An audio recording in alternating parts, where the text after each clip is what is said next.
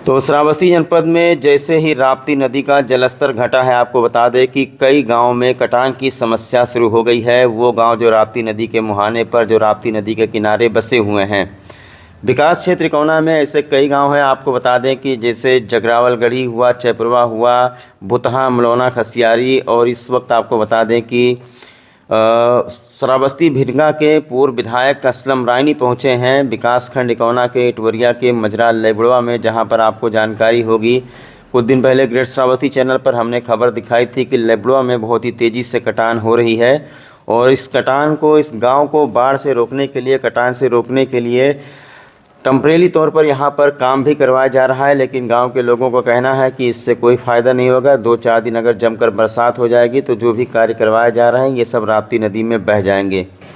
ये वही गांव है जहां का दौरा आपको बता दें कि जल शक्ति मंत्री, प्रभारी मंत्री कर चुके हैं, और उन्होंने कई लोगों को यहाँ पर काम के लिए लगाया भी था। कुछ काम हुआ है लेकिन कुछ चीज़ें हैं जो अभी बाकी हैं, और इसी का हाल चाल लेने के लिए पहुंचे हैं पूर्व विधायक असलम रायनी, जिन्होंने ग्रामीणों से पूछा है, ग्रामीणों ने बुलाया है। इस कटान की समस्या को लेकर के गांव के लोग बहुत ज़्यादा परेशान हैं। पूर्व प्रधान कन्हई लाल यादव का आपको बता दें घर इसी राप्ती नदी में समा गया है, और भी कई किसान हैं जिनका घर खेत धीरे धीरे इसी राप्ती नदी में समाता जा रहा है। लेकिन मुझे लगता है इस कटान का कोई हल नहीं निकलेगा जब तक कि यहाँ पर बांध न बनवा दिया जाए।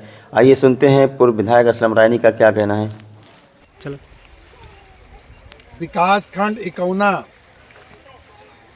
जनपद श्रावस्ती की 290 श्रावस्ती विधानसभा क्षेत्र के अंतर्गत ग्राम लयबुड़वा में बाढ़ के कारण पूरा गांव कई सालों से काटा जा रहा है।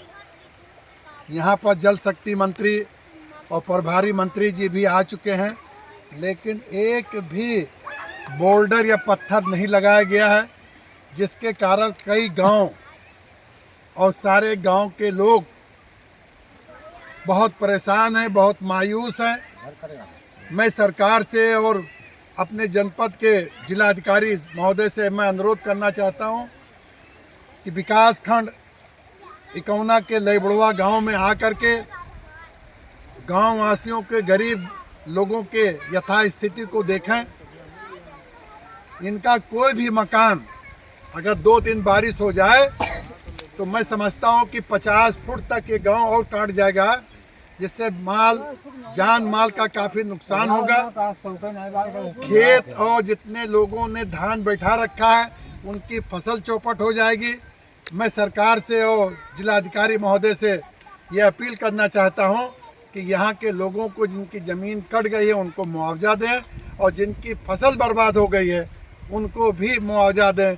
और इस गांव नदी के तट पर पत्थर का बोल्डर जब तक नहीं लगेगा या बांध जब तक नहीं बंधेगा तब तक इस गांव की सुरक्षा और पानी से नहीं हो पाएगी। इसलिए मैं आपसे पुनः अपील करता हूं कि इस गांव का विजिट करें और यहां के लोगों का समस्या को सुनें और उसको आगे तक माननीय मुख्यमंत्री तक पहुंचाने का कष्ट करें। हम भी लखनऊ जाएंगे तो माननीय मुख्यमंत्री से इस बात को उनके तक पहुंचाने का काम करेंगे।